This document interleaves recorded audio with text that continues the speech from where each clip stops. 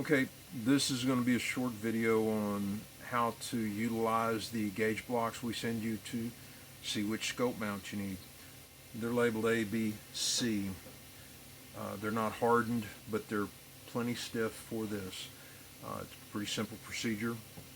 I already know what these are, so I'm going to pick up a receiver, and the first one I suggest is take A.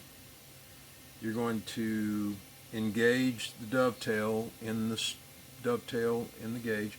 If you get it kicked off the side, it isn't going to go on. Just line things up, push it on, and push with moderate pressure with your thumb. And note where the front of this gauge falls in relation to that rivet. Now in this case, the rivet's not there, so I'm looking at a hole, but your rifle will already have the rivet. As you can see, this is running just past that rivet, which leads me to believe this is a fit with this gauge block, because the absolute perfect magic spot would be right there on that rivet. If it goes a little past, it's still probably that one. If you're not sure, then you pick up B and you try to slide it on. Now B won't go as far. You see, it doesn't go up to the rivet. It's not B. So far, the best fit is A. Now I can tell you this, they get progressively tighter the farther in the alphabet you go. So if a B is too tight, C is not going to go. Okay. So if you're a little reluctant on making your own decision, you can slide this up, moderate pressure with your thumb, and take a picture with your phone. Take this one off, slide the B up, moderate pressure with your thumb, take a picture with your phone. If you don't have a phone, you can't take pictures, you can just make a little drawing on a piece of paper or something. This is not a big deal. Now this is an A marked receiver. I'm going to try the same trick with a B marked receiver. I haven't checked it yet, so hope this works out. Now, this is an A gauge block. Oh, look, it goes right to the rivet. Well, now does that mean that this is a receiver? Okay, remember the gauge blocks get tighter as, oh now wait, that goes the same place. That can't be. Well, I forgot to push moderate pressure. There's a B on a B receiver. With moderate pressure, it just gets to the rivet hole.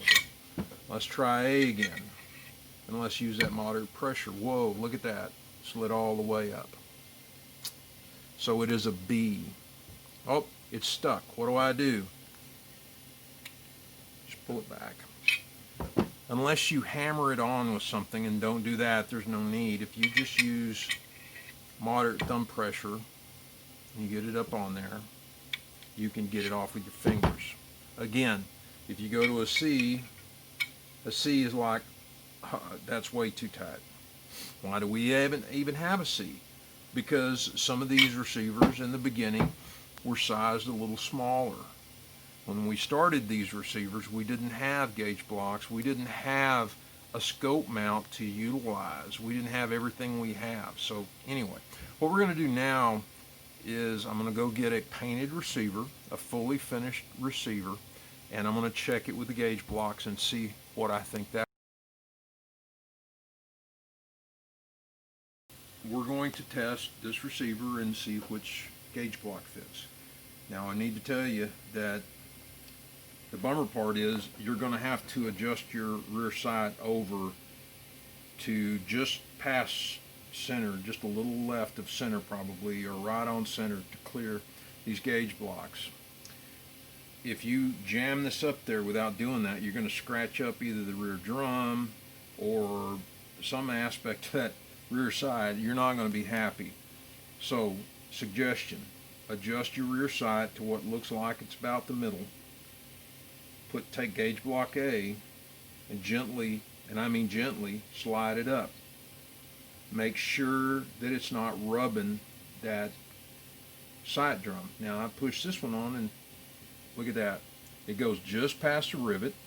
At this point, I'm going to say this receiver fits the A gauge block. I'm going to gently pull it off, try not to scratch things up. Now, every one of these should clear this rear side drum the same. However, to be sure, just so you don't mar up the rear side drum, every time you try one, slide it up very slowly, gently, to make sure that it clears. And it felt like it was touching the rear side drum, but it's not. It's just getting tight on the dovetail. Now, that one stops way short of the rivet, and what that tells me is absolutely this is an A gauge block receiver fit. Again, if you're not sure about this, you can take a picture with the gauge block in place of the one you think it is, making sure to use a little light thumb pressure to make sure, or you can measure it and write it on a piece of paper, whatever. Again, please be sure to set your rear sight to center so that you don't scratch it up, because this gauge block, even though it's not hardened, has some sharp edges, and it will scratch up your drum, and you don't want to do that. You want it nice and pretty. And if you're worried about the possibility of scratching the drum, one way to prevent that is just to remove it. On the Type 2, it's pretty easy. You press down on the spring-loaded peep sight all the way, and the little top hat, turn it 60 degrees and just lift up the whole assembly. And this will come off. The drum comes off, and here are all the pieces. Okay, so then you can just fold this down, do your check with your gauges. When you're finished, to reassemble, spring first,